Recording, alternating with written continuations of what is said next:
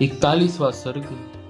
सगर की आज्ञा से अंशुमन का रसातल में जाकर घोड़ों को ले आना और अपने चाचा के निधन का समाचार सुनाना। रघुनंदन, पुत्रों को गए बहुत दिन हो गए।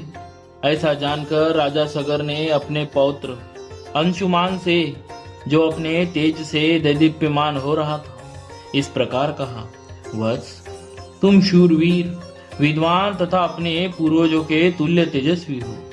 तुम भी अपने चाचाओं के पथ का अनुसरण करो और उस चोर का पता लगाओ जिसने मेरे यज्ञ संबंधी अश्व का अपहरण कर लिया है। देखो, पृथ्वी के भीतर बड़े बड़े बलवान जीव रहते हैं, अतः उनसे टक्कर लेने के लिए तुम तलवार और धनुष भी लेते जाओ।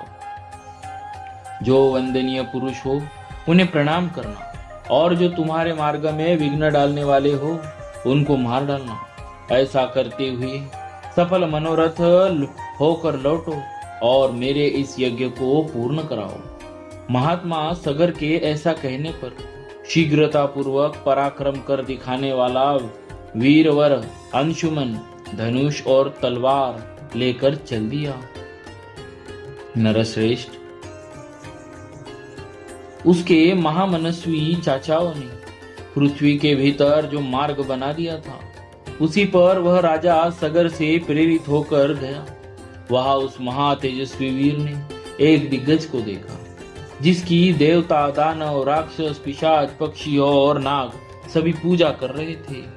उसकी परिक्रमा करके कुशल मंगल पूछकर अंशुमान ने उस दिग्गज से अपने चाचाओं का समाचार तथा अश्व चुराने वाले का पता पूछा। उसका प्रश्न सुनकर परम बुद्धिमान दिग्गज ने इस प्रकार उत्तर दिया। असमंजस कुमार, तुम अपना कार्य सिद्ध करके घोड़े सहित शीघ्र लौट आओगे। उसकी यह बात सुनकर अंशुमान ने क्रमशः सभी दिग्गजों से न्यायानुसार उक्त प्रश्न पूछना आरंभ किया।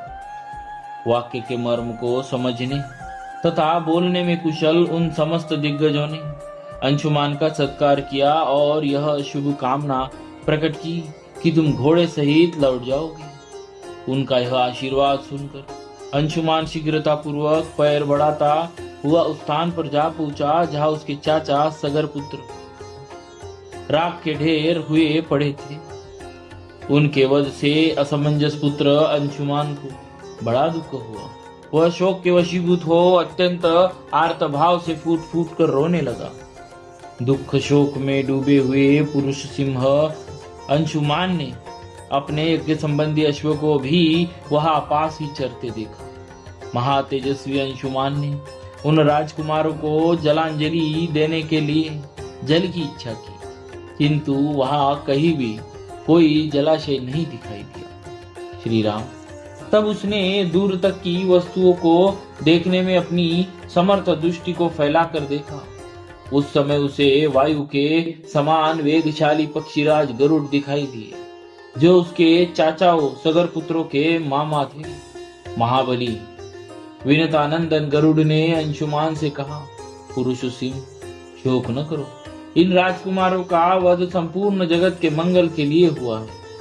विद्वान अनंत प्रभावशाली महात्मा कपिल ने इन महाबली राजकुमारों को दिग्ध किया है। इनके लिए तुम्हें लौकिक जल की अंजलि देना उचित नहीं है। नरश्रेष्ठ, महाभाव हिमवान की जो ज्येष्ठ पुत्री गंगा जी है, उन्हीं के जल से अपने इन चाचाओं का तर्पण करो। जिस समय लोक पावनी गंगा राख के ढेर होकर गिरे हुए इन 60,000 राजकुमारों को अपने जल से आप्लावित करेंगी, उसी समय उन सब को स्वर्ग लोक में पहुंचा देगी। लोक कमनी या गंगा के जल से भीगी हुई यह भस्म राशि इन सबको स्वर्ग लोक में भेज देगी। महाभाग पुरुष प्रवर वीर, अब तुम घोड़ा लेकर जाओ और अपने पितामह का यज्ञ पूर्ण करो। गरुड़ की यह बात सुनकर अत्यंत पराक्रमी महातपस्वी अंशुमान घोड़ा लेकर तुरंत लौट आया। रघुनंदन, यज्ञ में दीक्षित हुए राजा के पास आकर उसने सारा समाचार निवेदन किया और गरुड़ की बताई हुई बात भी कह सुनाई।